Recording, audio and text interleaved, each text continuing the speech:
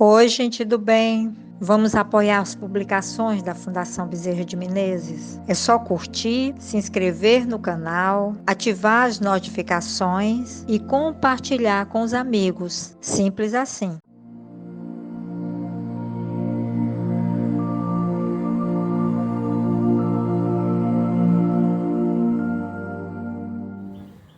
Olá a todos, nós vamos fazer o estudo do capítulo 19 do Evangelho segundo o Espiritismo, intitulado A Fé Transporta Montanhas.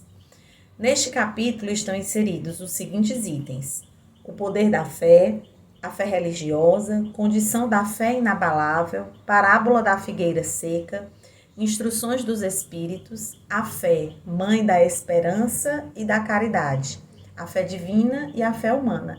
E o item que nós vamos estudar na noite de hoje será a fé, mãe da esperança e da caridade.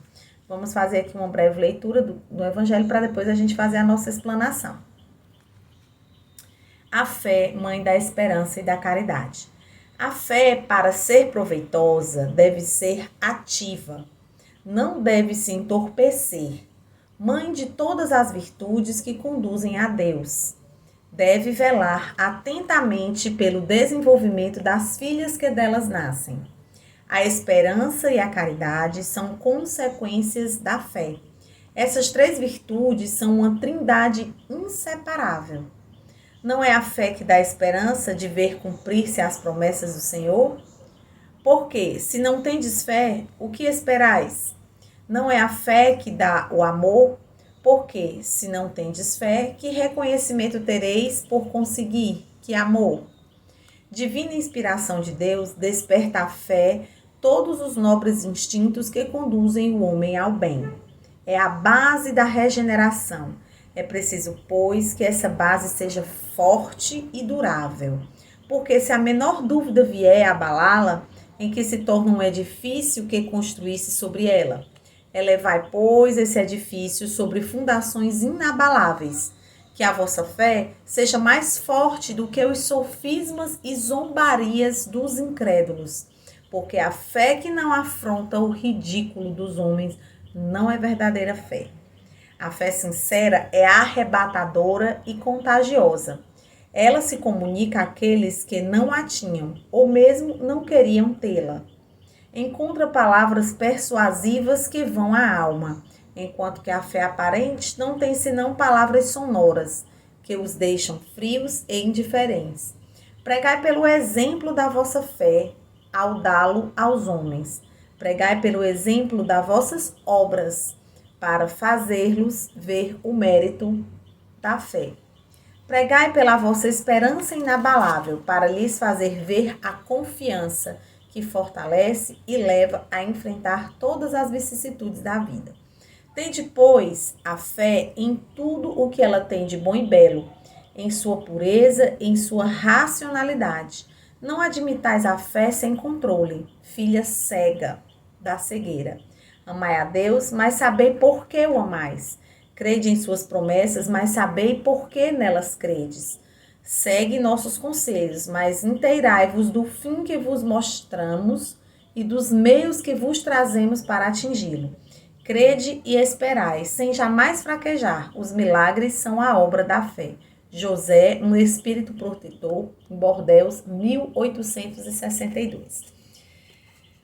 Basicamente, muitos nobres sentimentos, eles são decorrentes da fé.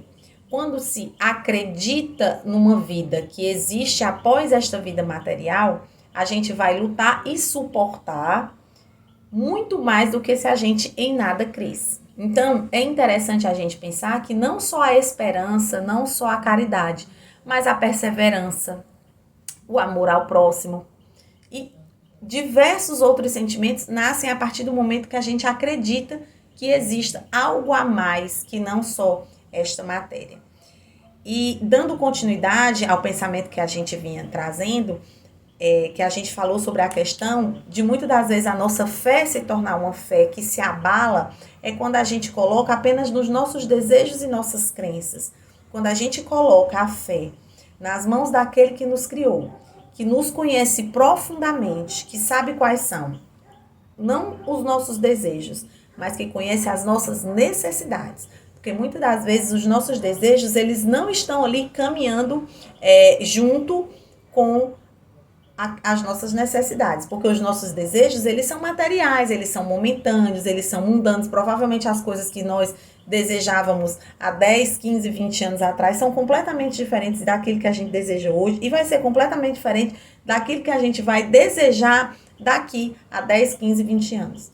E aquilo que a gente precisa, não. Nós temos um projeto de existência e esse projeto de existência, muitas das vezes a gente não conhece a dimensão dele, nem conhece o que realmente a gente precisa, né? As coisas que a gente realmente precisa passar para aprender, para evoluir, para crescer. No entanto, Deus, que é todo amor, pureza, misericórdia, que nos criou para que a gente cumprisse esses objetivos no rumo à nossa evolução, Ele sabe aquilo que a gente necessita. Então, quando a gente tem absoluta certeza e fé em relação a isso, quando a gente recebe uma prova, a gente tira o fruto da prova. Não só passa a prova, mas também passa de maneira com alegria, respeitando, claro, também. A gente não vai aqui pregar que a gente deve estar sempre alegre, sempre feliz, não, porque isso é ilusão, né? A gente tem que entender que os momentos tristes, eles vão aparecer, eles vão nos derrubar, mas que eles são momentos, são episódios que a gente passa na nossa existência, mas que a gente não deve se demorar, nem se martirizar ali naquele tempo.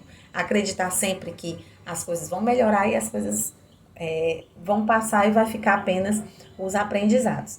Então, a fé, ela é a mãe da esperança, porque quando a gente está passando por uma tribulação muito pesada, onde a gente já está ali querendo fraquejar, é através da fé, dessa crença de que tudo passa, de que Deus sabe o que é melhor para nós, de que a gente pode até achar que o nosso barco está à deriva, mas ele tem uma direção sim. Então, quando a gente crê e acredita fielmente nisso, nós começamos a alimentar a esperança, que é saber esperar.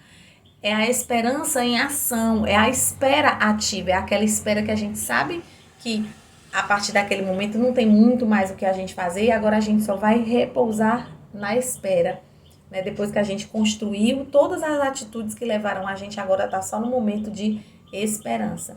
E a caridade também, porque a gente sabe muito bem que você entender, você escutar, você vivenciar, você trocar experiência com o outro, você se perdoar e perdoar o outro, também é nesse processo de que as coisas são hoje, mas não serão amanhã. Uma coisa que tem extrema importância aqui no mundo material é uma coisa totalmente supérflua no mundo espiritual. Então, quando a gente tem essa consciência, a gente também aprende mais a amar o outro, porque a gente tem uma visão de futuro, uma visão futurística da nossa existência de uma forma mais concreta.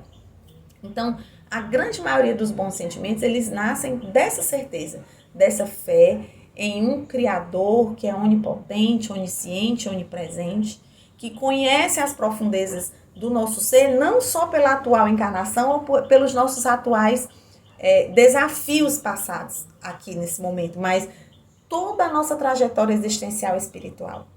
Então, quando a gente acredita que existe um propósito maior para todas as coisas, a gente acerena mais o nosso coração. Então, a gente consegue ter esperança, então a gente consegue ser uma pessoa mais amena, respeitando, claro, os nossos momentos de quedas, porque a gente está aqui exatamente nessa ondulação de quedas e acertos, mas tentando mais os acertos e observando mais os nossos erros, né? Que a gente tem que aprender com eles.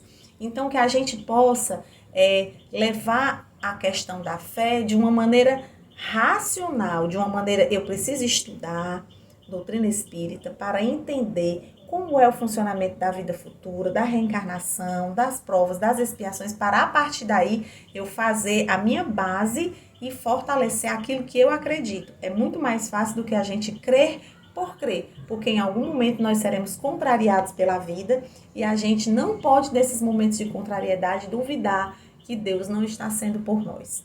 Então, que a nossa fé nos refaça todos os dias, refaça as nossas atitudes diante do outro e principalmente diante de nós mesmos. Então, que a gente possa nos mantermos vivos diante da fé de que as coisas realmente tendem a melhorar.